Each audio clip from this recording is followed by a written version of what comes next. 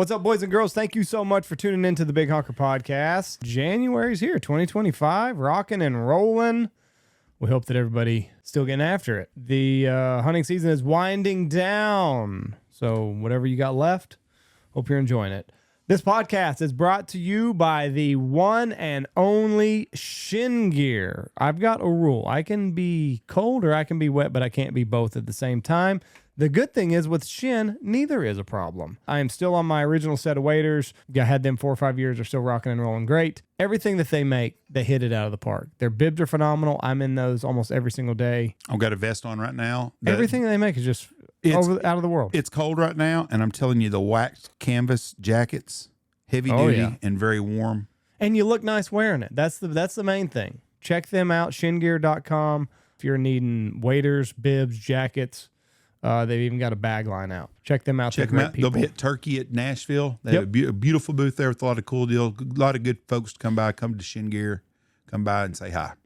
Next, we're brought to you by Dirty Duck Coffee. If your coffee sucks, it is not the duck. That is how we start our day out here at the Big Honker Lodge every single day. Whatever kind of roast coffee person you are, they've got a blend for you. If you like flavored coffee, they got a bunch of cool stuff. They've got High Velocity. They got Dark Dynasty, Suns Up, Guns Up. Everything they make's great. Become a member of the Dirty Duck Coffee Club, and you can save a little bit of money on your caffeine kick. It'll ship straight to your door. You don't have to worry about anything. They're also into the K-Cup market now, so if you're a single cup coffee kind of guy or gal in the morning, you can put your K-Cup in, rock and roll. Yep, if your coffee sucks, it's not the duck. Check them out, dirtyduckcoffee.com. Next, we are brought to you by Ducks Unlimited. For 85 years, no organization has done more than Ducks Unlimited. They're putting ducks back into the sky. Ducks Unlimited conserves, restores, and manages wetlands and associated habitats for North America's waterfowl. Great organization, and they put their money back into the ducks, creating great habitat for them so that we have more in the wintertime. You got to take care of the prairie potholes. If it wasn't for Ducks Unlimited, there wouldn't be any ducks to hunt these days. No. I mean, we'd have got rid of the ducks a long time ago. Find out a way to get involved in a Ducks Unlimited chapter. Either start a chapter or join a chapter. So let's raise some money for these ducks so that we can have more coming down here to see us. Ducks.org. Up next, we are brought to you by Dive Bomb Industries. They have revolutionized the silhouette game. I am a silhouette fan. I run them almost every single day. So I am fully on board the silhouette train right now. They've also got floaters, and they do have a full body line out right now. So if you're not quite in the silhouettes, they got some full bodies for you. They got a Canada out right now. They got snow goose seasons coming up. They have full body snows that you can enjoy. They got a whole host of other things. So check out everything they've got going on. DiveBombIndustries.com. Go by and see them. Great company. They give back a lot to the waterfowl community. They were involved with Ducks Unlimited into the vault. They paid for all the shipping. So check them out at DiveBombIndustries.com. Next, we are brought to you by Pacific Custom Calls.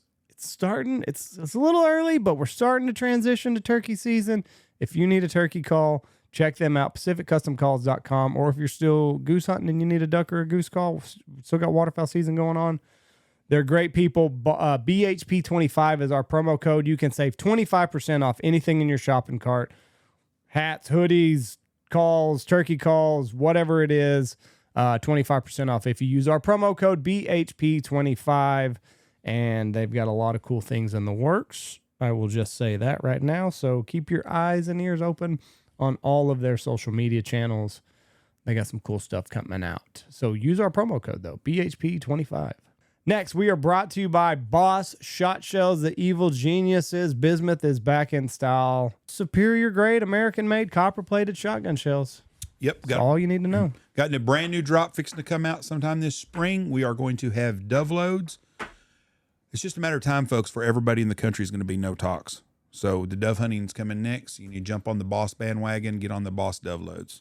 More information coming pretty quick. Boss Tom, if you're stocking up for turkey season, Boss Tom, great shell. There's still some people that are grinding at ducks and geese, so go with the 2 3/4, 3/5 blend. Spring snow goose coming. Get them direct to your house before you end up in Arkansas, Missouri, or Nebraska. Hell yeah. Take care of them, though, because it's going to be wet maybe. BossShotShells.com. Next, we are brought to you by the Looking Glass Podcast. Just talked to Logan and Rebel the other day. They do a hell of a job putting out their podcasts. Check them out. Head over to their Patreon account, get signed up. You can get access to their library and all the shenanigans that they've got going on over there. So if you listen to one of their recent episodes, you'll hear Jeff and I talking about everything they talk about. Real treat. Fun guys, and makes road trips a whole lot better. So check them out. Head over to Patreon, type in the Looking Glass Podcast. There they are. Subscribe away. Next, we are brought to you by Lucky Duck, maker of the 2x4 A-frame and all the spinning wing decoys that we use out here. Got a big duck hunt coming up tomorrow, and I guarantee you I will be having quite a few spinners going off. If you need A-frames, spinners, dog boxes, varmint calls, varmint season's coming around. All the contests are fixing to hit. It is. Zach is wearing out that varmint call right now. A lot of good stuff over at Lucky Duck. You can just kind of check out whatever you're into. Lucky Duck's got something for you. Their dog kennels are 5-star crash test rated, so you can feel good about what you're putting your four-legged hunting buddy in. LuckyDuck.com. Next, we are brought to you by Mossberg, the 940 waterfowl gun of choice out here. It's a great gun. It handles everything that we throw at it, from the muck and the mud and the rain and the snow, which we have not had a lot of that, but we have had a lot of sand. And the Mossberg 940 takes a licking and keeps on ticking. They're great people. They always help us out with the Gold Star kids. So for that, they have our respect, and you should check them out. Mossberg is the way to go. If you're at a big box store and you see a Mossberg sitting back there on the back counter, give it a test run. Put it to your shoulder. See what you think. I shot their 410 the other day doing some dove shooting. Good shooting little gun, a little over under. Mossberg's a great company, great people, and they stand up for the veterans and do the Gold Star hunt, and my hat's off to them for that. Great people. Mossberg.com. Next, we are brought to you by Hemp Hill Farm. You can use our promo code BHP. You'll save a little bit of money. Getting old sucks. CBD makes that a little bit better. Takes care of your ouchies. Or if you have a problem sleeping, oh, it's the best sleep medicine there is in the world. CBD gummies help you fall asleep, stay asleep, and wake up feeling refreshed. They also have a CBD pet blend. So if you have an older dog, has a little bit of arthritis developing, let's say, dropper of CBD before you go out hunting changes their whole demeanor. You can check them out at Hemp Hill Farm. That is farm with a PH. HempHillFarm.com. Be sure use our promo code BHP. Let them know we sent you and save some money in the process. Next, we are brought to you by Mitch Hall Chevrolet in Haskell, Texas. It's where Jeff gets all of his vehicles from. Every one of them. Chevrolet man through and through. If you are in the market for a new vehicle, call them 940-355-0460. Do a little bit of price shopping. See what your interest rates are. You know, do that whole thing. Do the whole thing with them. Or you can check them out, MitchHallHaskell.com, and go from there. Somebody will get back to you. They're great people. They also sponsor our Pick'em podcast. So good guys down there in Haskell, Texas. Tell them we sent you, MitchHallHaskell.com. Next, we are brought to you by Mallard Bay. If you are booking a snow goose hunt or maybe a fishing trip this spring or a turkey hunt somewhere, check out Mallard Bay. Makes booking your outdoor adventure easier than ever before. You simply type in whatever you're looking for, and away you go. Results are right there with vetted outfitters. So you don't have to worry if you're going to get fleeced on the deal. Mallard Bay's already taken care of that. And if you're an outfitter and you need help booking some of those last-minute dates, check them out. You can become an outfitter on their program. They'll sell the hunts for you. It's that easy. MallardBay.com.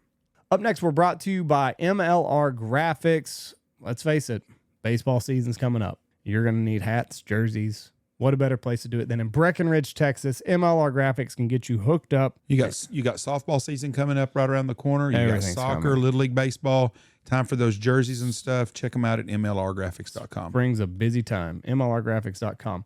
Last but not least, we are brought to you by Stanfield Outfitter, StanfieldHunting.com. What are we selling today? Right now, I've got deer hunts for 2025. We had a great deer season. I mean, a great deer season. If you want to shoot 130 to 150 inch deer, we can take care of you. We do a 3-day hunt, lodge and meals for $3,500. Kill $1. So that's the price. You know what it is. If you're interested, holler at me. I can do about 6 deer hunts is all I've got left for next season. So anyways, $3,500 for a 3-day hunt, kill 130 to 150 inch deer. Holler at us at 940-658-3172 if you want to book those. I can do them for a bow season in October, November, and December. Love you. Bye. Watch for deer.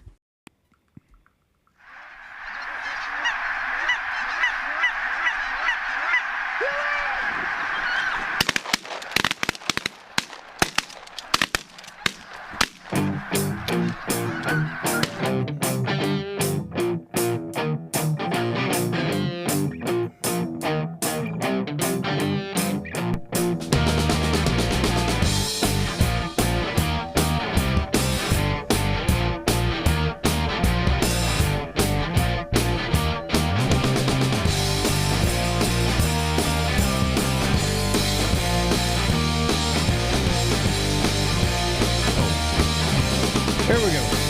3, 2, 1. Boom! And welcome to the Big Honker Podcast, brought to you by Dye Bomb Industries. I'm Jeff Stanfield with the world famous Andy Shaver. They're usually at NWTF. Yes, they'll be right across from us. They were last year. Everybody's going to be at NWTF. If you're not at NWTF, you're missing out. Trevor Austin. You should be there. You should be there.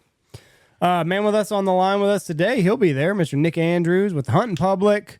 This will be your second time at Turkey? Yes, sir. Second time. Last year was, it exceeded, that last year was my first year also. Jeff had gone the year before that and told me how big it was. And I was like, there's no way that this thing is that big of a show. Like turkey hunting is kind of a niche market, I would say. Sucker's huge. It's huge. It's one of the biggest shows I've ever been to. It's the it reminds me of going to the shows in the 90s before the internet ruined all the hunting shows. It's that busy. I mean, it's really and you don't know you're gonna see walking down the aisle because you're in Nashville. I mean, anybody could be there. I mean, Yep. Any musician or athlete anybody that likes to hunt really and have a good One time. guy told me last year, he said, shit, I'm walking down the road and he said, hell, there's jelly roll. And he goes, oh no, that was Jeff Stanfield. Never mind. You got to get you a face tattoo. I think last year one of our guys ran into and now I'm gonna mess up because I don't remember who it is, but it's some guy that used to be like an offensive tackle for the Patriots during their Super Bowl days. And he gave him a football. I mean, it was like the day everybody was setting up and he was walking around. Actually, I think it's the guy that did a podcast saying that he hunted on the property of where Gillette Stadium is. Oh, I know who you're talking about.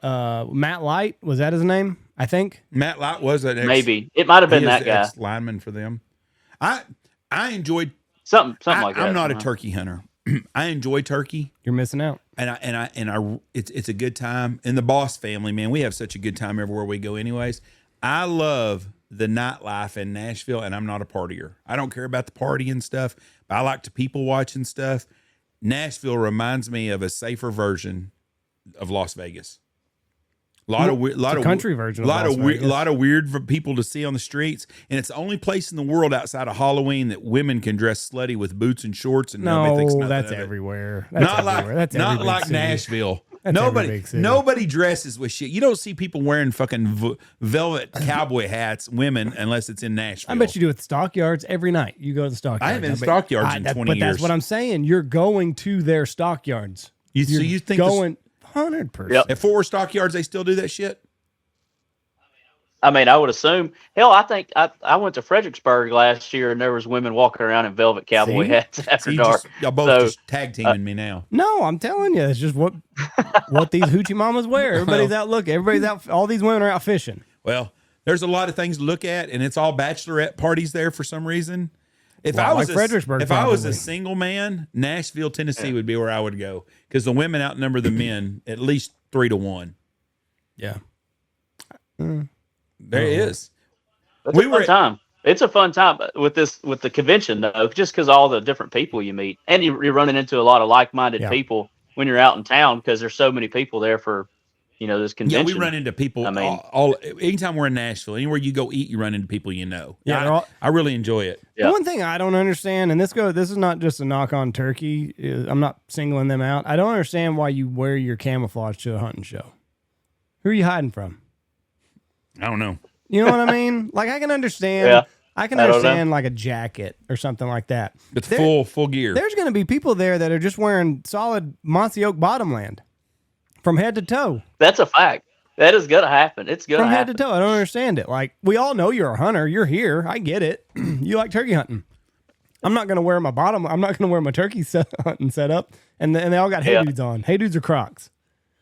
Man, I hate you said that because I'm wearing. He's got camouflage on Hey Dudes, and he's just making fun of you. No, but it's just like a little that's like an overshirt. I can understand like a camo jacket, like, hey, it's warm, it's cold outside, whatever. You got your favorite, You're talking about Uncle Si walking around in full camo. Yeah, like the full get up, I camouflage jackets and shirts, that's permissible, but the bottomland pants and the whole thing, I don't understand.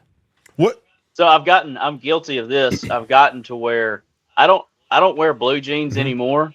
Or any kind of like just my Carhartt pants or anything, unless I'm going out somewhere where it's like I have to wear them. If it's everyday stuff, I got these different. I think it's a Old Tom brand or something. Turkey hunting pants. They're super thin. They feel like PJs, and so I just wear them every single day because they're comfortable, and it's way better than wearing jeans. I mean, especially when you get a little gut going on and your jeans are a little too tight. It's like I don't want to wear that shit every day.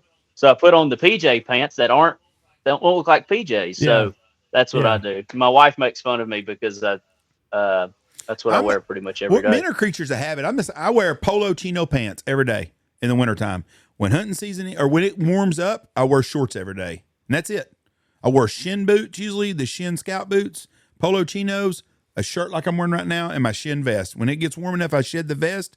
It's to Columbia or I'm a poncho guy now. I love poncho shirts. And I wear a poncho shirt. Oh, have you not wear the poncho stuff? The brand. The brand. I thought you meant like an actual, like a poncho. No. The brand poncho. Trying to sweat off some weight. No, actually, I don't have any, but I've been admiring and studying their stuff from afar on social media. I'm going to have to get some. Best shirts I wear a ton of. Matter of fact, can you wear a small, Andy? No, Jeff. It's bulking season. Okay. Somehow I ordered me a white one. We're going to Mexico, and I wanted to be, with the tan. I thought, I'll get me one of them white poncho shirts. They sent me a small. How'd you click that? I don't think I did. I've ordered twice from them. I ordered a long sleeve shirt and I got a short sleeve shirt in October, and I got this shirt here, and I think they screwed up. I looked at my order and I know they screwed up, but I would rather just give somebody the freaking shirt than have to go send through that process. Fuck yeah, I just ain't worth it. So a small shirt, I said, Jessie might be able to wear it. If she'll wear it, it's the house. I'll give it to her. Her bosom's a little big, but I wasn't going to talk about her breast. Well, I married her. Well, I know that, but she's my daughter. She's my daughter, and I don't like to talk about that. She's not your daughter at all. Yes, she is. Not at all. She's your daughter-in-law. Well, that's like a daughter. She's been around so long. She's like a daughter. No, people get confused. I have fielded more than one DM from people like, "You're Jeff's son, and he says you're married to his daughter. How did this? What Texas inbred shit did you have going on?" We're from Arkansas, and this is normal. No, that's not his daughter at all. I'm married outside of my bloodline. Well, she's been around before she had boobs at about 12 years old, coming to the house all the time. So why are you checking out 12-year-old boobs, Jeff? You know what I mean? So she's more or less like my daughter. But anyways. I'm going to let y'all work that out. I'm not taking anybody's side on this one, Jeff. But the poncho shirts, they make a really good shirt. But men do wear these things. And I see more and more guys wearing the pants like you're talking about because they are comfortable. And you're married, so you're not trying to impress nobody, are you? Not a soul. There you go. Not a soul. I'm looking for comfort. That's the way I am. So you're saying the Marine bod is not with you anymore? No, it's just a mentality you hold on to. Yeah. I shed, honestly, the Marine body lasted for me about 6 months post EAS. And then, because right after I got out, I got on a heavy diet of Miller Lite and steaks. And I stuck with that for about a year. And I put the 20, 30 pounds on real quick. Yeah. I was a string bean when I got out. Really? What'd you weigh? Like 165. Solid muscle too. So, yeah, 5'9", 165. I was pretty slim. Yeah. Do you miss do you miss your time in the Marines at all, or are you glad you're out? I'm glad I'm out. Actually, I was listening to a podcast of some Marine talking the other day, and he was like, I don't miss the Marine Corps, the institution. I miss the Marines and the job. And I was like, yeah, I really agree with that. I miss my buddies, and I miss blowing shit up and just having a really fun job, which I have a really fun job now, so don't get me wrong. But that was a different kind of fun. Yeah, I miss that, but I'm glad I'm out and past it and moved on. It's afforded me the opportunity to do the things that I do now, so I'm thankful for that. So now, obviously, you're in the Marine Corps, and it's a much tighter knit, group of brothers and friends that you have, are you still in contact with any of those people, or is it kind of like high school? Like once you get out, you just kind of start losing contact with them? It's high schoolish in that sense where you have like one little group you talk to a lot, and then it's like I have different group messages, and there was once a bunch, and then they start going quiet unless somebody gets married or has a baby or something like that. But I've got probably 4 or 5 guys that I talk to pretty regularly, and then out of those 4 or 5, there's like 2 that I talk to at least once a month, if not several times a month. And it's just kind of the way it goes. It sucks, but everybody's got different lives, and you spread out. The country's so damn big, you spread out, and you can't really get around to see each other anymore. So it just gets hard to keep that contact, Yeah. And I mean, that's the thing, like you're taking people from all over the nation, right? Like, Texas, Washington, like, and then whenever they get out, they go back to their corner of the earth, and it's hard to see each other. It's hard to keep up with people. Yeah. Which I will say, doing what I do now has helped me keep in contact with some guys, because they're guys that like to hunt, and then they see the hunting public, and they're like, "Oh shit, dude, I didn't know you were doing that." And so then it like kind of brings you back together, because then you got a common ground again, and something you can both relate to.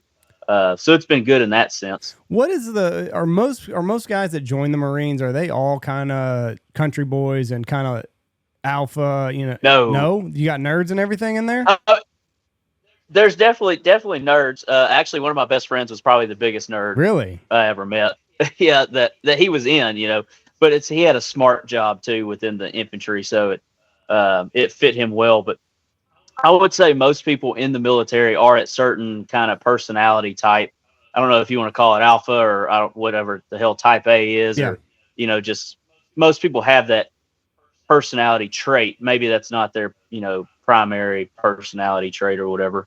But not everybody's like a country bumpkin, grew up hunting and fishing. I mean, because you got people, like you said, come from everywhere. You got a guy can come from East Texas, goes to boot camp, and his bunk mate is some guy from, L.A. somewhere. Mm-hmm. Compton. Wait, is Compton New York? Yeah, no, Compton's Compton's L.A. Yeah. I mean, and you get put together, and then you got 2 different walks of life, and then those guys end up being best friends, and it's like you would never imagine that. So it's cool like that. You see these friend groups within a platoon. I mean, it doesn't make any sense, but there will always be a guy wearing some square toe cowboy boots that is the bumpkin of the group. Yeah. It doesn't matter if he's from Texas or Minnesota or PA or what. And there'll be a guy that's like from the Virgin Islands that is getting his citizenship or whatever through. Or I had a Canadian guy in one of ours. He got a citizenship when he graduated boot camp, and it's just everybody gets put together, a big melting pot. And the best part is everybody's green. Yeah. And it's like, you're all just the same. Yeah. I didn't know you could get your citizenship that way. Yeah. Yeah. But the guy that got the Canadian, he was going to be a JAG with the Air Force attorneys in the, gonna be a JAG. In the military. Yeah. So he goes to work. He went to he would do like the NCIS or something like that. But yeah, he was a Canadian dude, about like 6'7" or some shit like that. Tall and skinny. He was a giant, but goofy bastard. But he was Canadian, and the day before he graduated, it was him and like 10 other guys, and they got their citizenship. See, it's pretty cool. I'm all for that. If you're gonna fight for our country, by God, you ought to be a citizen. If you're willing to put your life on the line, amen, 100%. What did he just see this as a way of getting the hell out of Canada? I mean, is that obviously ultimately what fostered his decision to join the Marine Corps, just to get out of Canada? I don't know. And honestly, I don't know exactly how it goes. Like, maybe he was here as a foreign exchange student or something, and then was like, well, I want to stay in the United States and become a citizen. And that was like the easiest, best way for him to become a citizen and provided a future and work. I'm not sure how it goes. I don't know if like you can be in Saskatoon and go, call up some sort of international recruiter that, brings you across. I'm not sure how that goes. Yeah. Cause, my youngest brother, he's in the Army, but he's in the nerdy side of He's in the nerdy side of it. He's in the tech world. And he said they call them wall walkers because they're all kind of got that tism going on a little bit, all on the spectrum. Going on. And they all like to avoid eye contact and any sort of interaction with somebody. Like they will literally drag their shoulder on the wall to not have to look at you or to bump shoulders with you, say hello or good morning. Let's go ahead and let's say this right now. If Payne was here, he would say 100% what you just said because he says it. They got a touch of the tism. He said everybody in our, he says, include me, everybody in our company's got a little bit of the tism, got a little touch of it. Yeah. Elon Musk has got a little touch of the tism. Yeah. It makes sense. Yeah. Yeah. The smart, which he's good because he's set up for life after, Army with his job. Then you got that group, and then you got the infantry guys, and they just like eat rocks, tism, Payne told me, he said, Dad, he goes, I've never seen so much stupid stuff with no common sense done the way the military does things. He goes, it just blows my mind that people go higher and higher and higher in rank, and the stupider and stupider and stupider we do stuff. He goes, it blows my mind. And Payne would not be a good teacher because if you don't get what he gets, he doesn't understand why you don't get it. And he has a hard time understanding that some people are just dumb. I mean, he really does. He has a hard time realizing some people just ain't that sharp, and that bothers him a lot. Well, they were doing something that was stupid, doing something in the rain. Yeah, they were mowing the yard in the rain, pouring down rain, and they pushed mowing yard and kept clogging up. And he was watching them from his office or from his skiff or whatever he's in outside, and he goes, what are these? Is nobody smart enough to figure out? I mean, but stuff like that bothers him because he's smart, and he's very intelligent. Yep. He's too intelligent probably, but he also he's a nerd to a degree. I'm sure you saw that. I'm sure there were times where you're like, how did you get to where you are? And you're a moron. Yeah. I mean, people slip through the cracks in every walk of life. I mean, it doesn't matter if it's in the government and politics or whatever, and, business, CEO, somebody. I mean, idiots make it somehow, Kiss the right ass, I guess. Yeah. And enough of them. You're going to climb some ladders. Yeah. That's how it is. And then it's just up to everybody else to just point them out and be like, you are a fucking idiot. There's just no other way about it. Yeah. Yeah. It's funny. But, the tech world, he said they all got a little bit of that tism working for them. So that's funny. I like that wall walker. Well, thing. He's also not just he's not just a computer. I mean, he's a cyber analyst, whatever the hell that is. So, I mean, he's in a very high end tech world too. It's not just some guy that's playing on a computer over there. Whatever they do is whatever, who knows what the fuck they do, but it's very, very high tech. And so he's dealing with some really high tech, high tech. I don't even know what you'd call them. Tisms. Smart idiots. Very, very educated idiots, I think. I think a lot of them. Payne said there's not a lot of common sense sometimes in that room. No real world experience. Insulated. Very, very insulated. Very, they're cubicle people. Yeah. And that's why he doesn't want to further his military. He said, I don't want to, even if he went to work for one of the alphabets, he goes, I don't want to sit in a cubicle and do stuff. He goes, that's not my, he said, I'd rather design or do something like that than do that. Who knows? But yeah. We'll see. We'll see what he does. Well, I told him. How much longer does he have? It's out April. 6 years. April. Yep.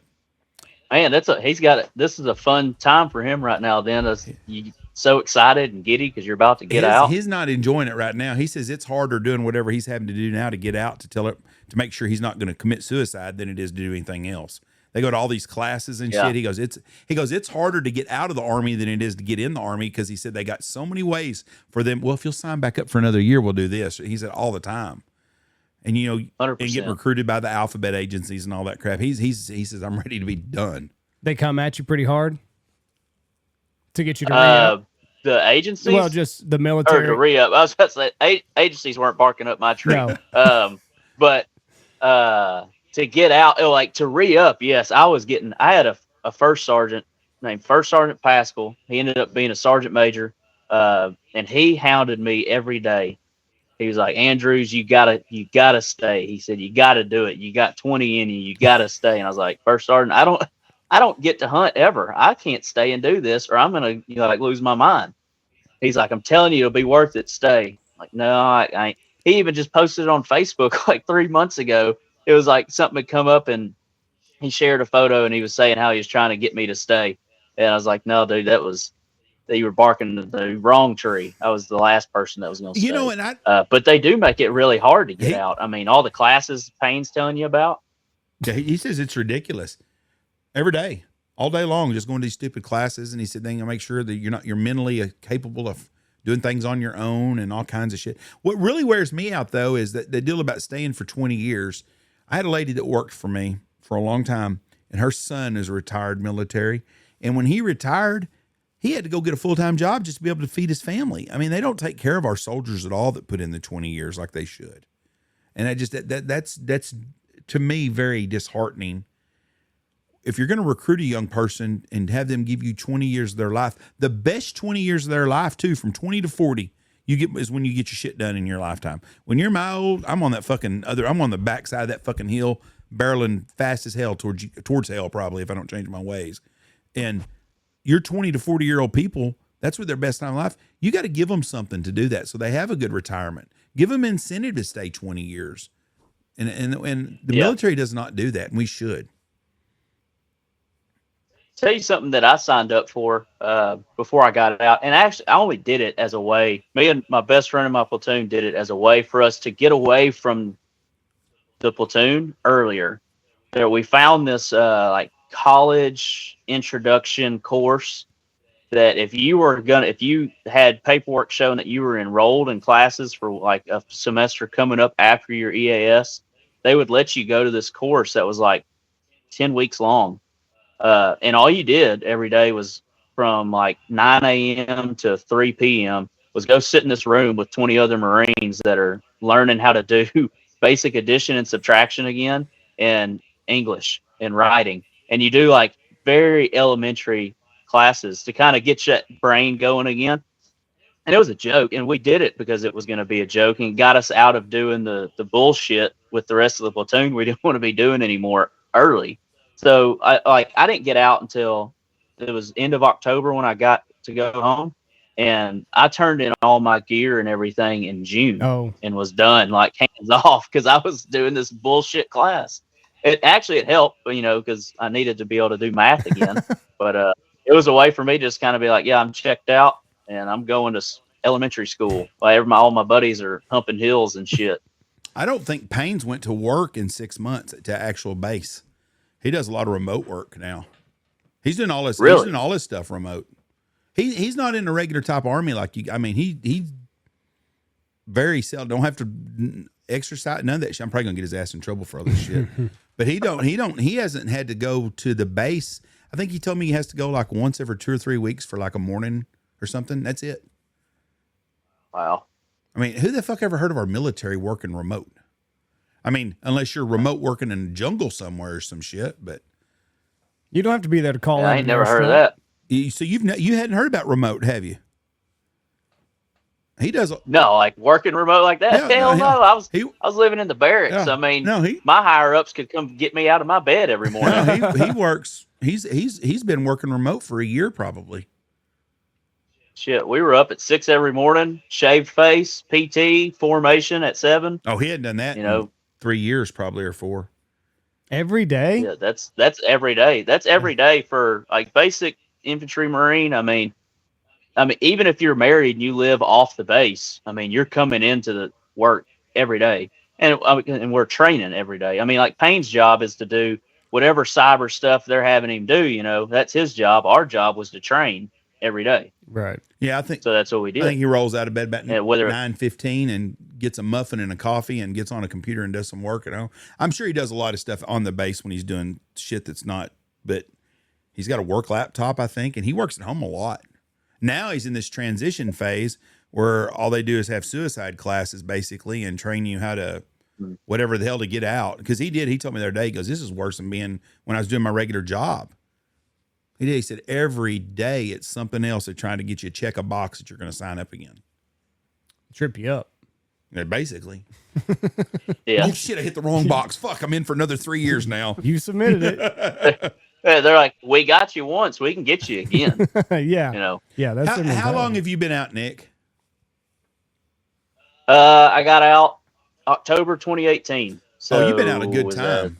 7 years. Mm-hmm. Yeah. So I got out, and then I went to college for 3 years, and now I'm going on my 3rd year of doing this. So if something happened, are you out long enough that they can't call you back?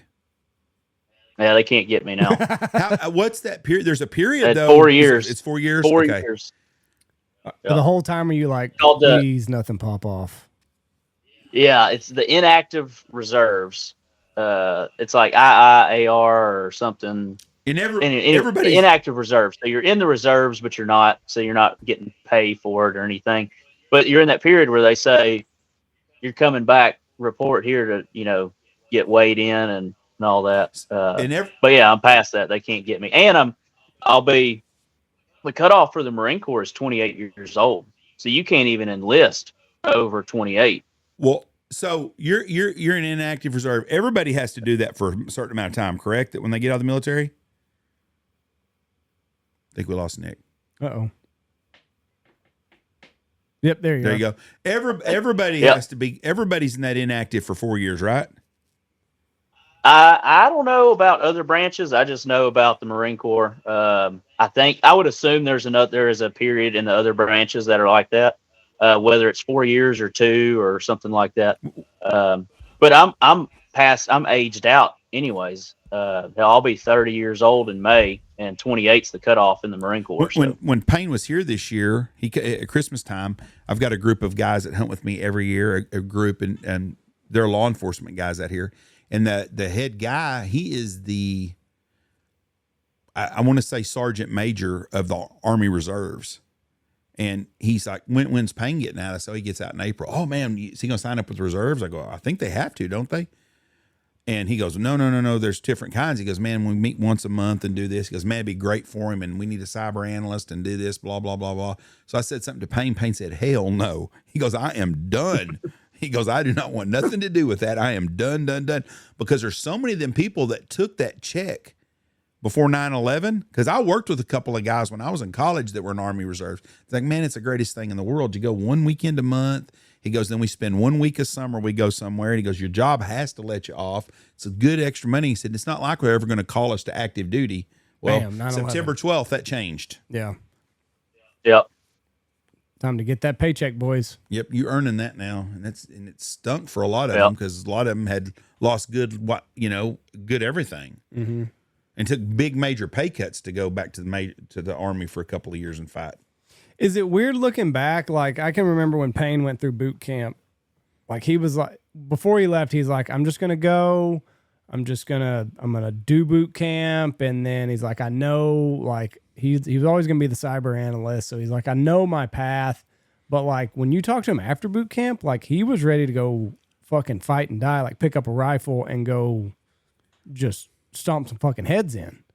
And then like now that he's been in that phase. Yeah, now that he's been removed from that, like now he sees the end. Is it weird looking back and thinking back to your time in and how for lack of a better term, brainwashed, That's what they do. Yeah. And then now you're out and you're like, fuck, I was that guy for a while. Yeah, it's a weird mentality you stay in. And it's like, for me, being an infantry Marine, you live in that mentality for however long you're in, because that's your job. Yeah. Is to be like that. So, when you get out of boot camp, you're all, gung-ho and piss and vinegar, and you could kick anybody's ass and all this bullshit. But yeah, it's weird because then you go into infantry school and then you kind of learn about your job, and you're still all piss and vinegar because all they do every morning is show you motivational videos of combat footage, and like you get you all hyped up, and then you go learn about it all, and then you go to your unit, and then all you do is train until something does pop off. And then when you get out, you go from that on, say, for me, it was October 24th. I was that. And then October 25th, I'm at home, and I'm just Nick again. And you got to turn that switch off of, thinking you're Billy Badass and, you're ready to go. Yeah. Do unthinkables in places. Can you imagine that guy or those guys that came back from Vietnam or World War II or Korea, whatever battle they've been to even, and they especially World War II or Vietnam that lasted 6, 8, 10 years, and they fought every day at World War II, and then you come back and they drop you off in California or wherever you're from, small town West Texas. That's got to be a lot of adjustment because the adrenaline rushes all day long, getting shot at, you're shooting at people. And what I have learned is a lot of my friends that were in Desert Storm or in Iraq and Afghanistan, them guys love that.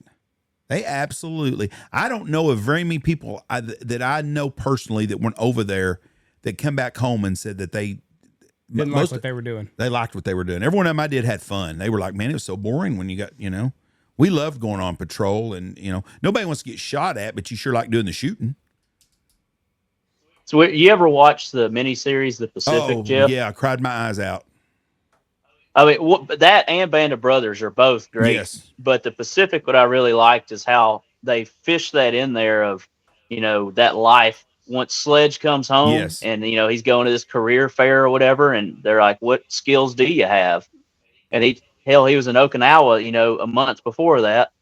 And, those guys, the way they fought and everything they did is like they left for war, and then they didn't come home until they, were injured so bad that they had to, or it was over. And now it's like 6 to 9 month rotations based off of branches. When they send you into a combat zone, it's like you're only going for maybe 7 months and then you're coming home. Well, those guys were just there. I mean, that's all they knew. And they FaceTime now. We got it. Now we got FaceTime and where are you talking to your son at? Oh, he's somewhere. I don't know where he's at in Iraq or Afghanistan. You're not waiting for the mail to get to you. No, you're sitting and chat with your family every night.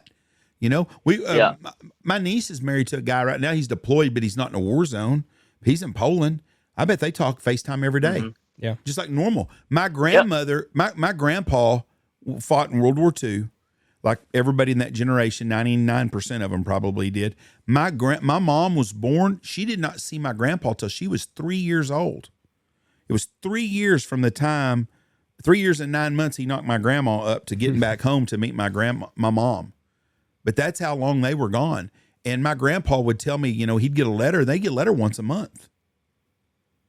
And everybody looked forward to the letters because that was something from home. But I mean, it was the soldiers today, being a soldier is a horrible deal, and God bless them, and they do everything for us. But a soldier today compared to World War II days or Korea or even Vietnam is so much different because you do have some interaction at home when you get a chance. And I've never been over there and fought, but I'm assuming there's days that they don't get to, but I'm assuming they get a lot of getting to have communications back home. And I think that's got to be really good for soldiers. I mean, having contact with home that's a lifeline. Yes. So, there's no generation better than the ones that fought in, World War II and Vietnam. I mean, that was just different stuff. They were doers. For sure. Doers.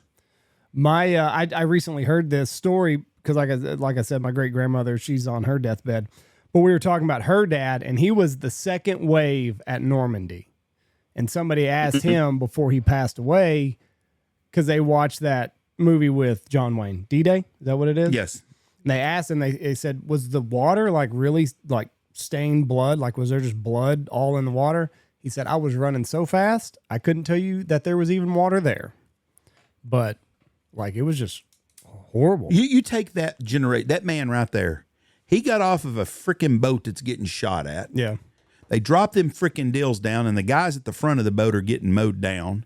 If you jump off over the side, you're going to fucking drown because you got 70 pounds of shit on you, and you can't swim in those boots. So you're either going to drown. If you didn't drown, you get to waist deep water, and they're fucking shooting at you all the time, and you're trying to find another body to lay behind or some of that metal stuff to lay behind. It was a horrible. The balls of those men to do that. And I guess that's what pisses me off about young people today that don't appreciate that generation, what those guys went through, which is the same in World War I. Every war is hell in Afghanistan, all that shit. But back then we had a target and we were going to wipe them out. And that's how you ended a war. Today, the last 3 times we've battled, you can't shoot him unless he shoots at you first. And that's bullshit. Back then it wasn't that way. But that just, I can't imagine getting off that boat at Normandy. The second wave too. So you saw what was most likely going to happen to you. You had to run through all those bodies. I think the statistics, like on the first wave that went in, like how many people died, it was just crazy. Yeah. And then the second wave was less, and the third wave, you sure hoping you won the lottery and you was on the 7th or 8th wave. Phew. But he did. He said, I couldn't even tell you there was water there. Jeff, there's if you might have or might have read it already, but there's a really good book called The Bedford Boys. Have not read it. Hadn't even heard of it.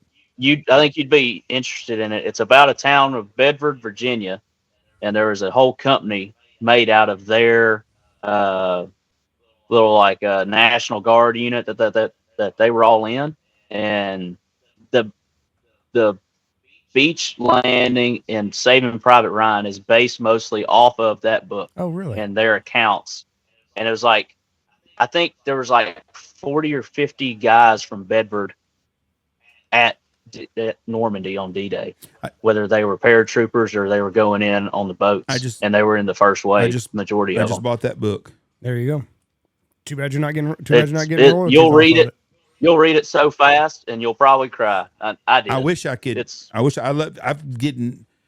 got rushed yesterday. I was going to buy some books. I read a couple of books on every vacation we go on, and I haven't bought any yet. And I'm going to be usually at least at the airport I can find something, but I'm bought this because I won't find it at the airport. But I will damn sure going to read it.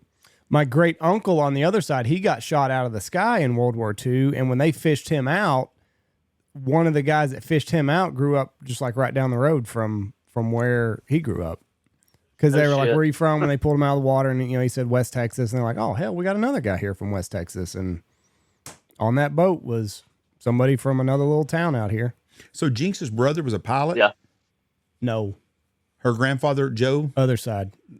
Grandma's dad stormed Normandy, right. Second wave. My grandfather's uncle was a pilot, and he got shot out of the sky. That is crazy. We had an old man on the podcast here that was 94 years old, and he was in Germany at a bar, and they said, oh, there's a guy from Texas down below, too. And it was a guy that was another little guy from another town here. He was in the same way.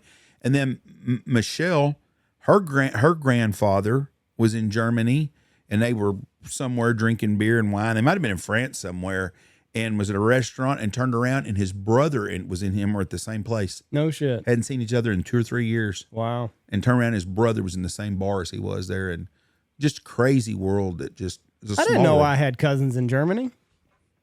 You think he knocked somebody up over there? I mean, he used to sing. I think it's pretty common. He used to sing a song. He played music a lot, and he'd get Andy's great grandmother's name was Denise, but they called her He, and I nicknamed her He-Bird. But anyways, he'd piss old He-Bird off. He'd sing a song about my Fraulein, and she'd get madder than hell. I guarantee so I'm assuming there was probably some history there. I got some peeps in Germany. I got some family in Germany. I need to go see. Well, what are you gonna do, right? Yeah. But he said she'd get madder than hell. Is that a big old German Shepherd? It is a big 90-pound one. We used to have one. They are good dogs, but man, I tell you what, you got to be a brave son of a bitch to want to fight one of them. Woo. Yeah, I mean he's a big pansy. Oh. He thinks he's big and bad, but he's been sitting on the couch listening to me talk, and he's fed up with it. And he's wondering why I'm not paying him no attention. Yeah, they're good about that. So where all did you go this last hunting season?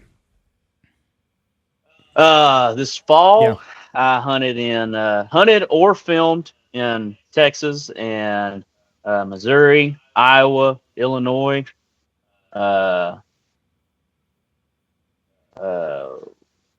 Where else? There had to have been a couple more. It all runs together, honestly. And I'll think, last turkey season, I went up to New England, Iowa again, Missouri again, Wisconsin. Where else? Mississippi, Florida, Louisiana. I mean, I'd say just spring and fall put together, probably, I don't know, 15 states, maybe 16, 17. What's turkey hunting like in New England? Because that's not a destination that many people talk about going to turkey hunt in. It is awesome. It is? It's great. It's just like going out west. I mean, I guess there's a lot of people up there, but there's not a lot of people that hunt. or not as many as there are, say, in like Mississippi and Louisiana and Bama and Georgia, especially for turkeys. So there's just a good amount of birds, and that was awesome for me. One, I'd never been to New England before, and I'd listened to the podcast a bunch and hear Jeff talk about it all the time, and how beautiful it is, and it really is. I mean, especially in the springtime. I mean, that place was just absolutely awesome. I mean, just being there. I mean, it blew my mind. I called my wife one night after we hunted somewhere, and I was like, "You won't believe the town I just was in, where we just, near where we killed a turkey. It was founded in it was like founded on the sign said 1765 or something like that. It's like, it's unbelievable. Where were you at? How old those places are. New Hampshire. Whereabouts? I'm going to say close to Massachusetts. I don't even know the town that I was nearest. Did you go into Manchester? Oh, no, I drove up there. You drove up there? Because I've flown into Manchester a couple times when we go into Boston, and then we've been all over Manchester. It's a beautiful place. I'm still lost why my freaking ancestors ever came to West-ass Texas with no trees and this shitty-ass weather. I really am. Especially when you get up there and you see how beautiful it is, and then everybody's thin up there. Everybody's thin and stuff. Well, shit, yeah, because they go walking at nighttime, they don't melt like we do down here. Yeah, because it's so nice. They can go do whatever. I will tell you this, Jeff. I don't remember what town I was nearest, but I remember looking. I put in the maps because I wanted to know how close I was to Fenway, and I was like within an hour and 20 minutes of Fenway. Well, that could be 12 miles because we were about 3 miles away last year, and it took 45 minutes. Remember? Yeah. But yeah, I love New England. Anybody that hasn't been there, everybody thinks if you go to New England, you'll be a bunch of rude ass Yankees. And that's not the case. The big cities, even in New York, the people, they're rude, don't speak English. So I don't understand what they're saying anyways, but most everybody's really nice. Upstate New York, I'm going to go again this summer, is one of my favorite places also. But I love Boston. But that whole area, everybody needs to go see that. If you've never been there, did you go on into Maine anywhere? Nope, didn't make it to Maine. That's next. If I go back, probably next spring would be whenever I go back to the Northeast again. And Maine is on my list. Probably at the top of the list, honestly. You get to Rye, New Hampshire, and you go north into Maine. It's the whole geography. It's those rocky coast and the beautiful North Atlantic. It's a beautiful place. I'm still pissed off at whoever my relatives are that ended up here. Well, I'm like you, though. I just like the history. Like, it's cool going into a town that was founded before the country was. You know what I mean? Yeah. It's like, it's just crazy. And like the old school vibe that you feel. And I really like New England. If I ever hit the Powerball, I'm going to have a house there. People don't. It's so like cut in. Everything's cut into the hills up there. So it's like you round a corner and you have no idea there's about to be a township or village there or whatever. And then, there's a pizza place or, that, I don't know, that place, it feels like you step back in time a little bit just because of how it's, all put together. And the rock walls everywhere, that blew my mind. Yeah. That was awesome. I mean, I called some turkeys over rock walls and watching them hop up on top of them and kind of come to you is pretty cool. You know why they have all those? Because they didn't have wood. Was it? It's when they would plow their ground, those farms were small. They would take the rocks out and they would stack them. And that's why they got all those rock fences everywhere. It's all the rocks, and they cleared the land out to farm it. That's just where they moved them to. They just put them right there. And a lot of people don't realize, a lot of people do, but most people just think of government, that everything started, the United States did in 1776. There was 100 years before 1776 of people living. And like when you go to Salem, Massachusetts, and the house was built in the 1600s, that's not that unusual. I mean, it's mind-boggling to think. You go to like me and Michelle were in Boston. We go to the bar there, and it's right by the Oyster House that John F. Kennedy. It's the oldest bar. Bell and Tavern's the name of it. I think it was built. I think it's 16-something hundred. And it's the same bar. It's still open. It's crazy. And just to think that you're sitting in a bar that's 300 or 400 years old. Yeah, and all the towns are so pretty too. The houses are nice. The churches are always immaculate, and it's just like, oh God. Yeah. Now West Texas, we got square houses, and everything's a single square streets. Yeah. A street, B street, D street. Yeah, you're just like, oh God, all that history, and we just left it. I got to hunt. So a couple years ago, I hunted in Tennessee, and I got to walk over a Civil War skirmish line. So the field that we were hunting in, they had a battle, and they built a skirmish line right there. So it was pretty weird walking down it, calling it turkeys, and then seeing this open awesome field and knowing that like one side of the trees was Union, the other side of the trees was Confederacy, and they were just fucking duking it out right there in that open field. It's kind of eerie. Yeah, I just think about it. I'm just daydreaming now. Like, I just imagine, a real misty morning, you're standing there before daylight and a turkey starts gobbling on the limb and you're over this field. Like, that's eerie. It's cool because it's history, but it's eerie, and I don't know, that's something I would like to do. Yeah, we were standing there, and like it was real bad, like trees and everything, so it was hard to navigate if you were not on that wall. And he's like, what you're standing on here? And I'm like, fucking stone fence, I don't know. He's like, this was a Civil War skirmish line. I'm like, oh, no shit, huh? And it's still there. So that was pretty cool, though.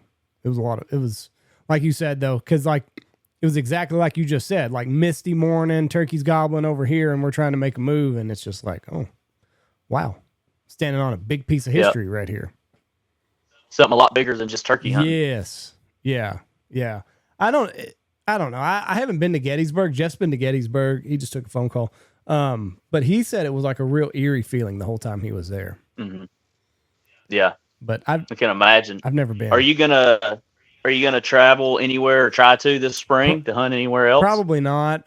My kid, we do baseball and all that other stuff, so I'm busy enough here as it is with the obligations I do have. I enjoyed it. Hunting different places and seeing the way different birds react to different things. I'm kind of spoiled out here because there's not a lot of turkey hunters around, and I don't know. Yeah. Rios are pretty dumb, especially the ones that don't get hunted. Yes, very hard. Yeah. So, like for me to get fired up about going and chasing a hardwood eastern, it's like, I don't know. He's gonna gobble twice, maybe. Yeah, and then he just appears. I don't know. I like the interaction of turkey hunting. That's what's so fun to me is like the one-on-one chess match. Yeah. And with Rios, it's a lot like calling a spec in, right? That single spec. Yeah. Yeah. There's a give and take, and like with turkeys, and that's why I like Rios so much is they're so vocal all the time. Most of the day they're vocal. Like there's times during the day where they'll shut up, but like a lot of times, like you can at least hear something. Yeah. Because that the interaction, that's what turkey hunting is. That's why I love it. Yeah, as much as I do, just because, like, if a deer would gobble at you, I would feel the same. Which I love to deer hunt, especially in the rut. But it's like if a deer would gobble and you could just know where they're at, it would change everything for me.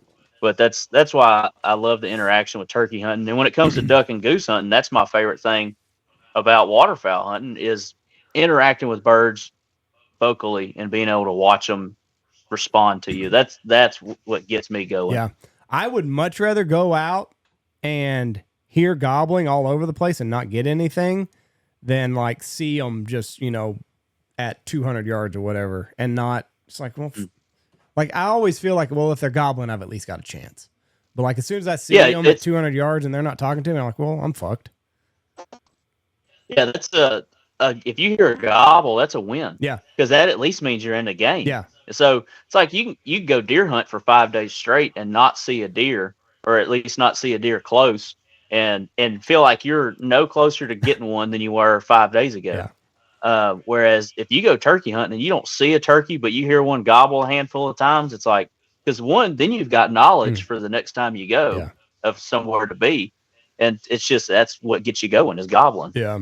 So I'm looking forward to it. It starts here at the end of March. So we'll get back from turkey and then probably go, I don't know, probably another 2 weeks. And then I'm sure the itch will get me sooner, but I'll at least go out on the first warm morning in March and start trying to get a game plan, which is way too early. I know, but you could go out a week before. But hey, I'm going to my deer lease tomorrow because we got a lease in Central Texas that we've hunted on my whole life, and we're going just to refill the deer feeders and put protein out for the deer and everything, and move the trail cameras from deer spots to turkey spots. And I'm going to go listen Saturday morning because I got to. I mean, if there's a chance I could hear one gobble once, I gotta go. Yeah.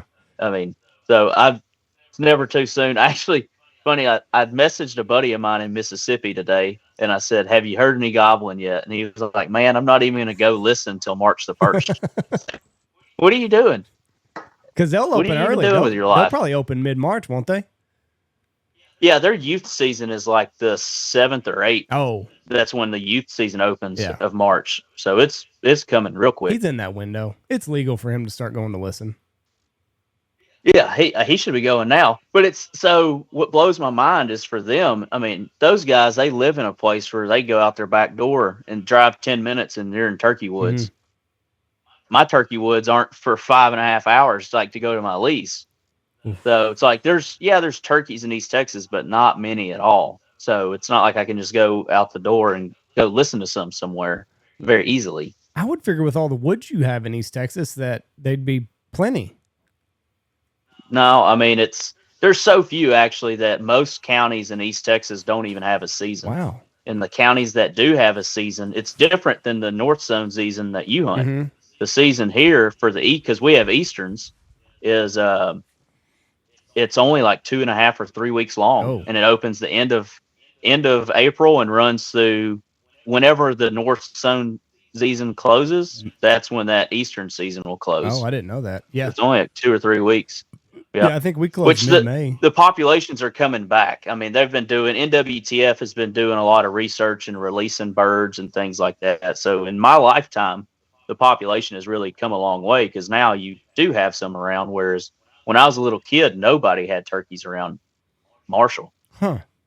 I think the turkeys are doing better here. We had a lot of rain at last May and June. We're both really, really wet. So I think if the hen got a hatch, I think the turkeys did pretty well. I know our deer did really well because we shot a lot of big deer this year. So I think that summer rain of May and June, I think it definitely helped our deer population. And I was talking to my uncle, and he works kind of in turkey country, and he's like, he said, I'm not going to exaggerate. He said, it could have been 100, but it was definitely 60. So it sounds like I believe coming back that here too. Now our turkey pop's coming way back compared to what it was 2 years ago.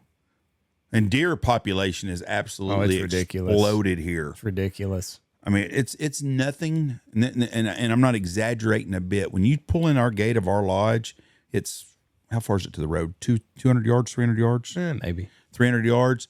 And we corn the road a lot of times, and then the wheat field up around here between Tony's house and the lodge, there's a little pond they do. There's some afternoons, there's 50 to 80 deer up front. Yeah. I mean, we're talking about on 3 acres right here. And then if you look behind us around the big lake in the back, there's another, there's some days you'll see 200-300 deer down there also. And those aren't exaggerating numbers. And this ain't South Texas, but this has just happened in the last 10 years that our deer population has just exploded. And that's good. I mean, you think this last 2 years has really helped, I think, the state, especially the northern part of the state, coming off the 15-year drought, I guess you could say we were on. Yeah. I mean, I wouldn't say that the state as a whole is all the way back from the drought. I know South Texas is still hurting, but I think it's coming back. I mean, just based off of turkey numbers and deer numbers makes me think that, rains have been helping. Yeah.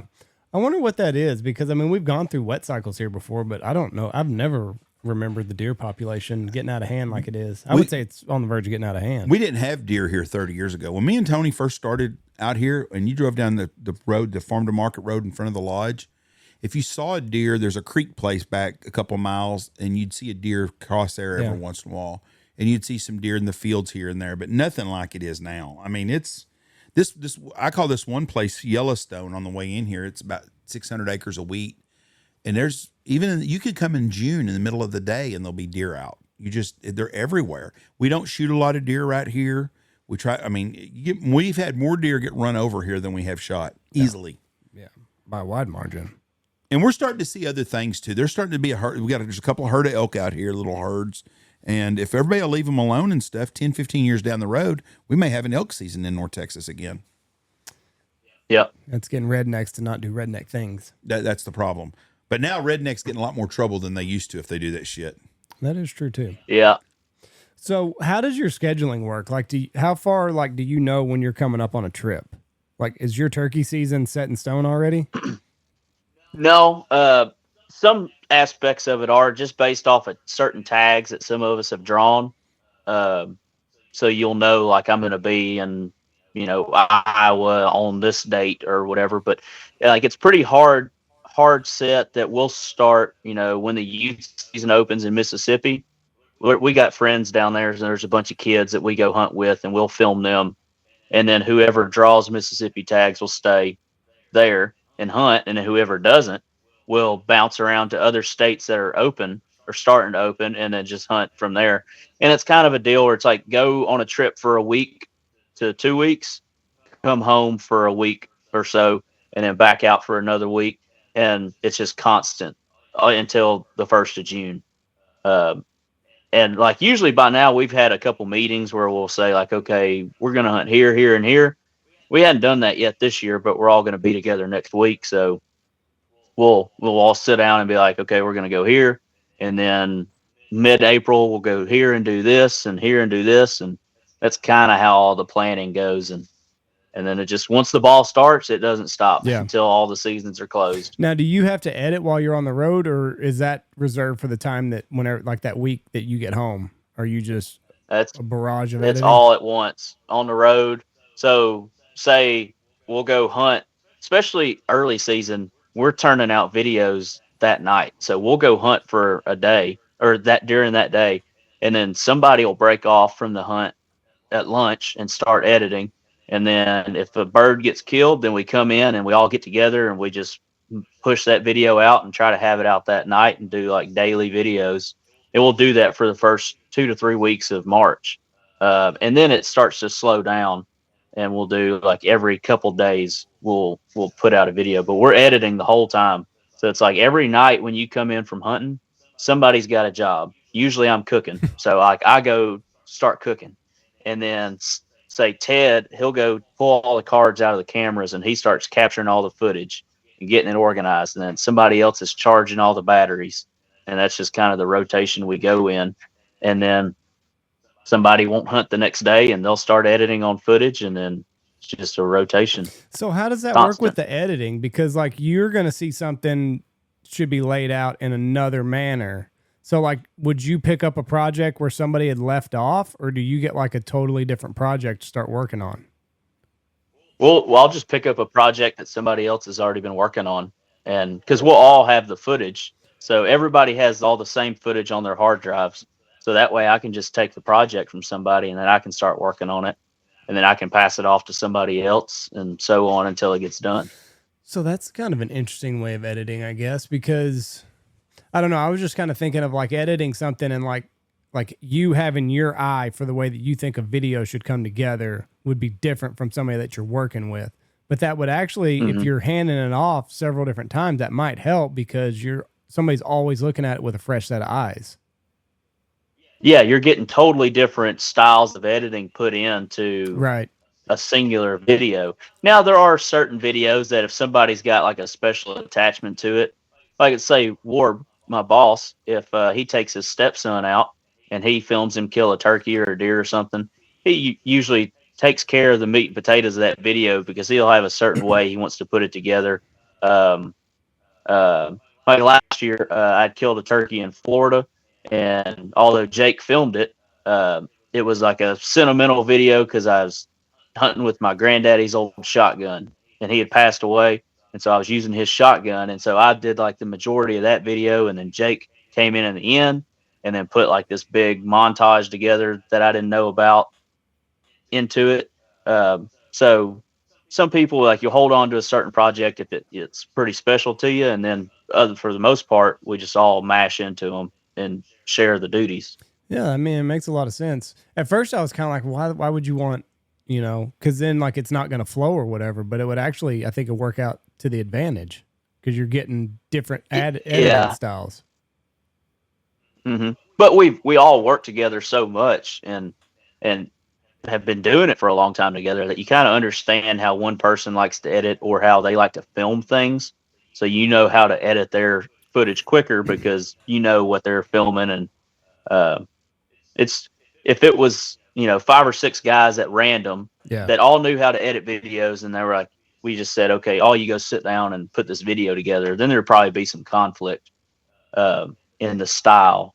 But since we all do it together, and they all taught me how to edit, and then those guys learned from the other guys that were already there. So it's like all the same style pretty much, with just a little differences here and there. Yeah. Did you learn the editing process pretty quickly? That's by far the worst part. I wouldn't know if I was quick or not. I would say no. It took me about a year to get to where I was like, in my own head, I would think, okay, I can make this video. I can do it by myself. Don't have to ask for help. Don't have to do anything. And it's maybe it could have been faster, but the first 6 months that I was doing this, and this was when I was the intern, my responsibilities was just solely to film and to learn to film and what to film and how to do it. So that's where all my focus was. And then after the internship, when they gave me a job, then they were like, okay, now you got to learn how to edit all this. So it was about a full year of that editing where I finally got confident. And now it's like every year that goes by, I feel a little, at the end of the year, I'm like, I'm way better now than I was a year ago. Still not very good, but I'm way better than I was. And I'm just continually trying to progress. Yeah. So I'm sure sometimes you look back at your early projects like, how the fuck did I get a job? Yeah. How did I do that? I'm pretty certain that the only reason I got a job is because I like to cook and nobody else in the group can cook. So they're like, well, this guy cooks, so he can hang around. And then they're like, well, fuck it, we might as well teach him how to edit too. Lighten the burden a little bit. So what do you cook at these camps? What do I think about it? What do you cook? What's your meal? Cook? Man, I'd say like the go-to stuff is like breakfast tacos, breakfast burritos. Yeah. Come in from hunting in the morning and everybody's hungry. That's basic. Another basic one is just like ground deer meat tacos. Put some peppers and onions in it. Throw it in a tortilla. It'll make a turd. A fresh backstrap, honestly, that's if we kill a turkey or we kill a deer, we usually are eating on it that night. Yeah. In some form or fashion. And then sometimes when we're on the road, I'll try to like spice things up a little bit. I'll plan ahead and I'll bring a bunch of minute rice and a bunch of veggies and stuff. And so knowing if like we kill a turkey, I'm going to make like a big stir fry one night. So I'll have everything to do that. Now, if we're in a camp where I have a house and I can actually cook, like throw down a little bit, then I'll start to branch out a little bit and start doing red beans and rice or a gumbo or chicken and dumplings or chicken spaghetti. That's when I really like to cook. But the tailgate cooking is always just basic. Yeah. I don't know if it's good planning on their part to have the Marine in charge of cooking. Why is that? He's happy with an MRE. Well, yeah, that's true. That's true. That's true. I'm happy with anything. Yeah. I say that. What I do like to eat. I do really like to eat, and I like to eat good food.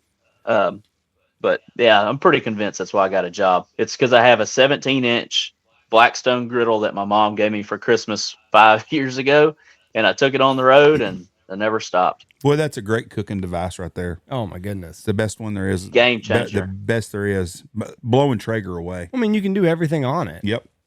I mean, you want to do breakfast, you can do breakfast on it. You want to cook steak, you can cook a steak on it. I saw a guy cooking pizza on one the other day. Oh, really? I followed Dill on Instagram, and he was doing Traeger pizzas. I'll tell you, Blackstone pizza. Or Blackstone pizza. I'm sorry, Blackstone pizza.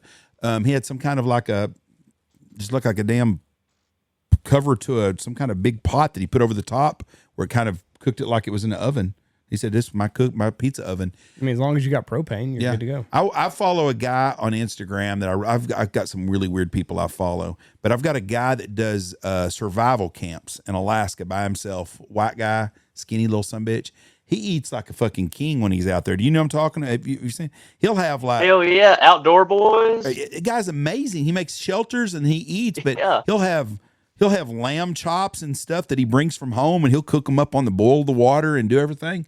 But I really enjoy watching him. I wouldn't want to do the shit he does, but it's cool to watch what he does. I always stop. I can be just endlessly scrolling. I will always stop. If you're outside and then like you got that onion and then you see like one of those old school knives go through it, I'm like, oh, fuck, here I am for this video. Like, let's see where it goes. Yeah. So you watch the old cooking ones outside. Oh, yeah. This guy here cooks every day, but he'll make a shelter. It'd be 32 below zero outside. And I'm not lying. He gets colder as hell where he's at. And he's inside in his hot tent. and he says, "Oh, I've got some bread dough that I made, some sourdough bread or bread dough," and he'll make him a homemade bread and he'll honey butter, and he does all kinds of shit. And I'm like, I can't turn it off. Next thing I know, it's 12:15 at night. He's got all the herbs and spices. That's when you know it's time to go to bed. When his videos pop up, it's like, you've been on here too long. Yeah. But you're going to watch it. Yeah, I watch them all the time. You're going to watch it. And I'm not a good cook. I'm a great eater, but I'm a terrible cook. And I don't even claim to be a good cook. But I like to watch cooking stuff, even though I can't cook at all. Andy's a great cook. I love to cook. My wife is an exceptional cook. My brother's not a bad cook, and my dad is a good cook. Tony cooks for us all the time. He made chef salad today. Didn't cook nothing but lazy bastard. And that's what all he did was chop up fucking. It was good. Ham. It was damn good. But we eat good around here. But I'm not a cook. I can't cook for shit. Yeah, I love those cooking videos though. The one thing, like he'll throw his bread into the coals or whatever. It's like you got to have ash all over your fucking bread. You just wipe them off. Haven't you seen him do that? Yeah, it's still there. He's like, it tastes just like flour. I mean, I'm gonna call bullshit on that a little bit. It probably got to taste like some bonfire a little bit. I think so. Did you see the honey butter that he warms up to in the little glass jar? He's got it and sticks it in the coals so it warms up. I'm going to give us a shout out. I'm not a Whataburger person at all anymore. I used to love Whataburger, but since they got sold to the Yankees, it's just another freaking hamburger joint. Ain't no different than anybody else. But Michelle bought some Whataburger honey butter, like in the condiment aisle with the ketchup and mustard. I'm telling you right now, you take a biscuit and you put that honey butter on top of it, it's a game changer. But it's the same honey butter that they sell that honey butter chicken biscuit, but you can buy the actual squeeze deal at the grocery store. There you go. Best thing Whataburger's got going for it now. Put that in your tailgate for this road trip season. Man, people will. I'm gonna do it. I bring their jalapeno ranch with me too. I put that on all my breakfast tacos. Yeah, that's good stuff too. Where all y'all waterfowl hunt at? This year? Yeah, this year. I waterfowl hunted four times this year. Once I went by myself in Iowa when we were up there deer hunting, and they didn't need a cameraman that day. And so I bought a license, and I went with the sole purpose that if I kill one duck, I'm going to be happy. And I had 2 or 3 mallards came in on me, and I killed one big green head, and I was over the moon. And that was December 15th or something. That was the first time I pulled the trigger on a duck all year. And then I went Christmas Eve here at home and killed me and 3 or 4 buddies. We killed like 12 or 13, and that banger, I was like, hell, this is great. And then I went again New Year's Eve, didn't take my gun off safety once. And then last day of the season, I took my wife for her first time while she was actually hunting, and she killed a wood duck hen. Oh, and that was the only times I duck hunted. That's not very many, Nick.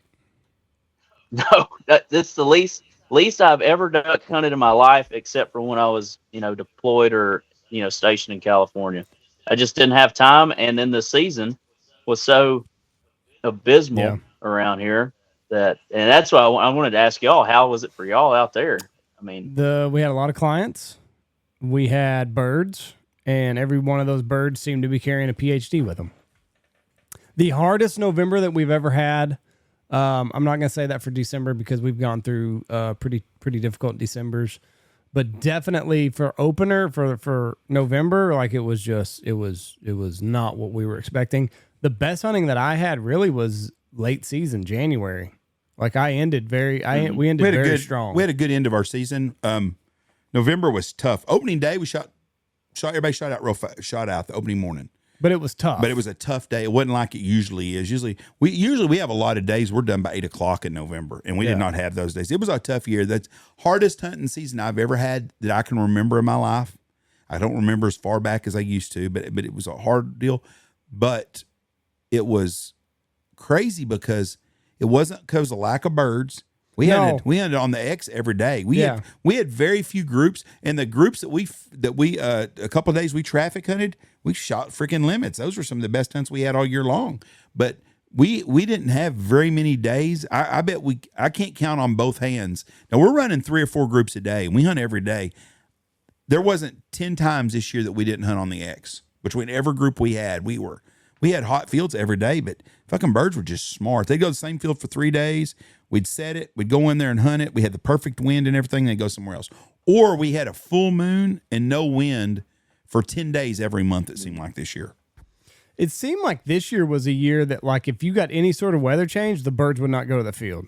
So, like, and I don't ever really remember that. Like, there were, like, because I do mostly A-frames. So you look at different fields differently. Like, some have a good place for a south wind, some for a good north wind. And you kind of look at the forecast and you're like, okay, like, this field has birds in it today. Let's let it set for 2 days. And then when there's a good north wind, we can hunt this north berm. We'll blend right in. Everything will be great. And then that north wind hits and they just go to a different field. And then you scout that night and then they're back where you hunted that morning. It's just like, this does not make fucking sense. It's like they got the playbook. Yeah. Hard hats and flak jackets. Yeah, every day. They got. Yeah. So it was just a weird year. But yeah, like Jeff said, like there weren't many days where we hunted traffic. And that was kind of more defeating than anything. Cause it's like, I'm going to a hot field. I'm going to a field that's got a couple thousand birds in it. Like, I should be able to do this. And then that morning, no wind or whatever, they're a mile high. And you're like, well, this is going to be fun. It's funny because only a guide or an outfitter can really understand this, I think. Because when you have groups that are here, and most of our groups are 3-day groups. We have groups that come in Monday through Wednesday. We have groups here Thursday, Friday, or they're here Friday, Saturday, Sunday. So you have a transition day. Every Sunday, everybody's cleaned house, and usually by Wednesday, it's all clean house. It's everybody brand new. Well, you can have the best hunting or the worst hunting in the world, but when those people drive out that gate, it's a brand new day starts out. Like, whoop, for everybody, it's just a whole different attitude around here. But it was the same shit every 3 days. It was the same thing. But it would get disheartening because we would scout, and so at nighttime when we would scout, even if we had a tough morning, like, well, shit, we got 3 fields with 5,000 to 10,000 birds in them. We're set good for tomorrow. And then that afternoon, it's the same shit. I mean, it's just struggle. It was a struggle bus. And it wasn't, if it was just us, it would be different. But I know it was everybody had the same thing. And it's funny, you talk to those one guys, oh shit, we had the best year we ever had. They're full of shit. There's no way. You know, I know some guys that had parts of their hunting was really good. I got a buddy of mine that had great duck hunting. He tells me the truth on everything. We back and forth. We visit a lot. He had a good duck season because he had a couple of places that held a bunch of ducks when no one else did. But the majority of people that I know had a really hard season. They had great days, but they had a hard overall season in the Central Flyway. Yeah. Seemed like it was a great year for the Mississippi Flyway. Yeah, I think those they got that just based off of what I saw. Yes, and they got that weather came across and would come across Minnesota and Iowa, the Ohio Valley, and it would push those birds down. I think Tony Vandemore and them had as great a season as probably they've ever had. But what was that that big front? It was right at New Year, or right around the New Year or something like that. You know, is that supposed to be this giant front? Like, it did everything for the Mississippi Flyway. Like, all my buddies in Mississippi, they were like, we got them now. They didn't have them, and then they were like, we got them. Yeah. And they're killing the piss out of them.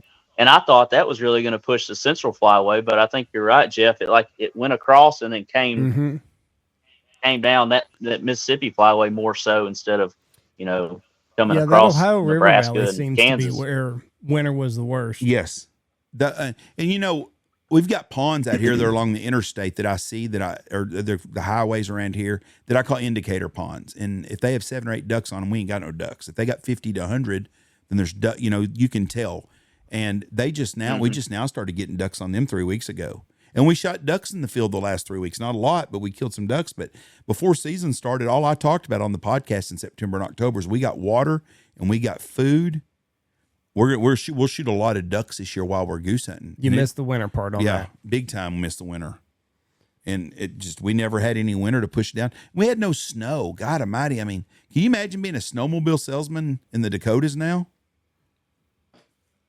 Not a good one. I mean, you're looking for kayaks, maybe. Yeah, I'm gonna look up paddle right boats. now what the weather is in Minot. Once waterfowl season starts, I don't look at weather. Before that, I can tell you the weather in about 10 different places for the next 2 weeks because I watch it all the time. In Minot, North Dakota is one of my regulars. Let me look it up here. Minot, North Dakota is 7 degrees right now. Cold. 6, 4, 7, 9, -6, -5, -4, 3, 2, and -3. See, but we need that in December. Yeah, and that was normally what you'd get in December. Here it is February, and they got good ice fishing weather finally. I mean, you travel all over. Was it mild everywhere that you went? It was very, very mild until, and I didn't go like crazy far off this year, but it was super mild until Christmas. Yeah. I didn't like the last 2 years. I've experienced like freezing single digit temps in October being up north somewhere. And this year I didn't even see a good frost until after Thanksgiving. So it was a very mild year. And like talking about Minot, I got a buddy up there along the border at Manitoba, and he sent me a Snapchat in December at some point. They had no snow on the ground. And I asked him, I was like, what's the deal? Where are the birds? Because he's a big hunter. And they, did I lose you? No, you're here. Oh, there you are. And he said they just showed up. It was like, first week of December, and then they killed the absolute piss out of the mallards for, 2 weeks or whatever it was till their season closed, but they just no snow. Yeah. Yeah. And then when the season closes and there's no pressure, well, they're not going to move, No. I mean, did you see how many ducks were sitting on the Missouri River when these big fronts came through? Yeah. And those big ice blocks and shit like that? 500,000. Like, why would they be? I mean, if they're sitting there on that shit, they ain't coming. No, and then they got all all that corn that hadn't harvested. They got water in and sitting there, and then there's no snow on the ground anywhere. It's just, I mean, there's nothing to make them move. Hell, there was a friend of ours was in Red River, New Mexico right before Christmas, and it looked like September. There was no snow nowhere. The only snow they had was where the machines are. I'm assuming they've gotten snow now and their ski lifts are going and stuff. But I think so. Fuck, the ski business and the waterfowl business were tough roads to hoe in the fall of 2024. Yeah. Hopefully 25 is better. Andy, you said y'all are out of A-frames mostly now? Does anybody dig in anymore? No, there were a couple times. I don't do full holes. There's been a couple times. So there's backboards that we run a lot of, but I always like to get, if I'm going to lay out, I want to try to get as low as possible. Because even with the backboards, like the socks that we use are still kind of right over you. But if you can dig a spot big enough for your ass to go down, and then you're kind of sitting up a little bit, you're down a little bit lower, and your socks, I think, hide you a little bit better. But I don't really do full holes anymore. I just do little, if I'm going to dig in, it's just going to be a spot big enough for my butt, and then just fucking layer the socks around you. But yeah, the days of the hole are probably over. Yeah, there's not going to be much. Well, who knows with the way everything comes back. A-frames, everything circles back around. Everything circles back around.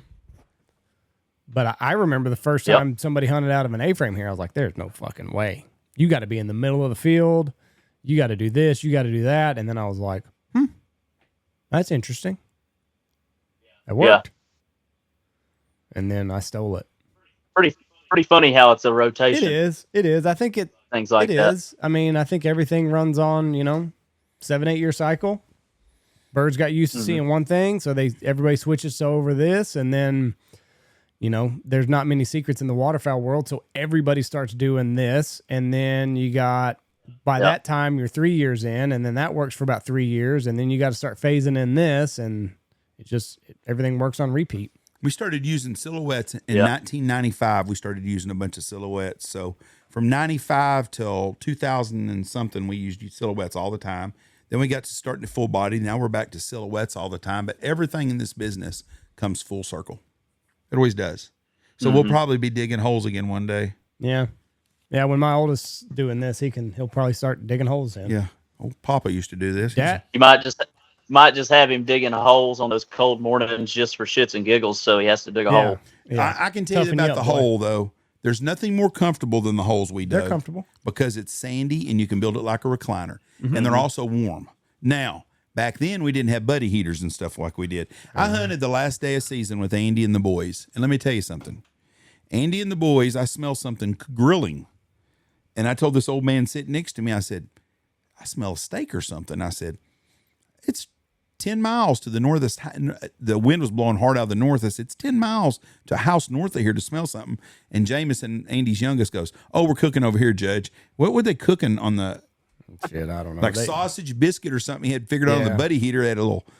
Yeah, because my wife went on that last day, so she fried up a bunch of breakfast stuff, so they reheated it on the buddy heater. Does the buddy heater have an adjustment There's griddle? an adapter you can get for it. We don't have it. We just throw it straight on the griddle. I can tell. Rotos is roasted donuts, and the boys call them Rotos.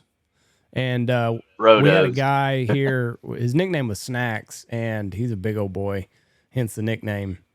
And whenever they hunted with him, they like making Rotos for Jose.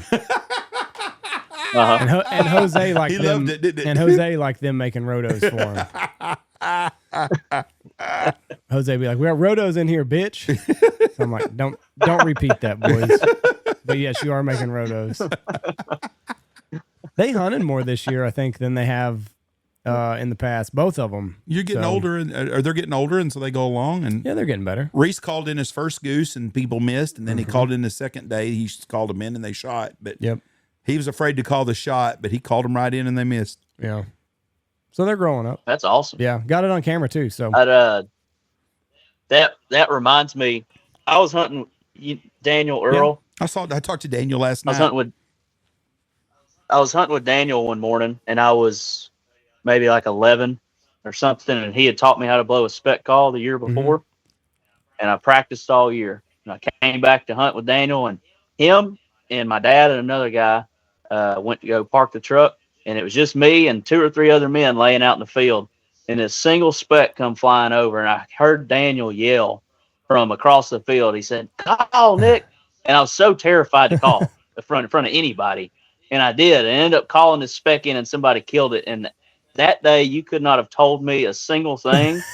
I was so badass. That was the cool. I thought I was just like Daniel. I was like, this is the coolest day of my entire life right then.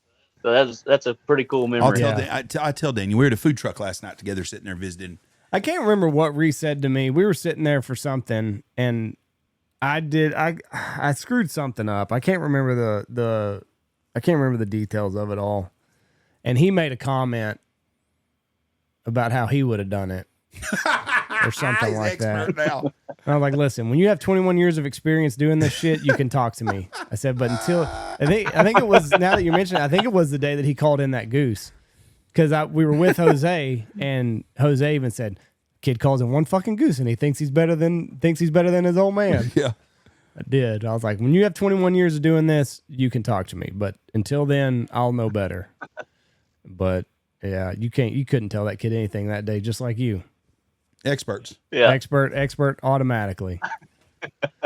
Well, Nick, that's awesome. This has been a lot of fun, dude. We'll if I'm in Nashville, hopefully I'm in Nashville, I'll come by and see you, or if you're around the Boss booth, come say hello. Jeff will be there regardless, but I've got a couple things that got to get taken care of before I know if I'm going or not. But hopefully I'm in Nashville, and if I am, I'd like to come up and carry this on at a hunting booth. Yeah, for sure. Yeah, either way, Jeff, if Andy's not there, I'll be by to come see you. I look forward to talking to you, Nick, and shaking your hand. You have a great day, and be always safe. a lot of fun talking to you, dude. Yes, sir. You. Thank you. We'll see you in Nashville. All right.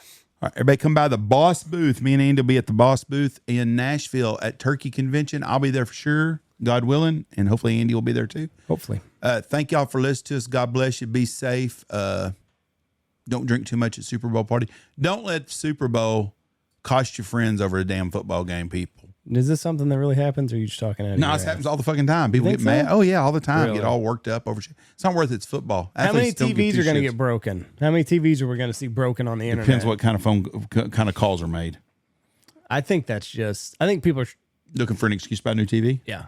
Okay. Or trying to get a free TV. Maybe this will go viral and Vizio will send me something.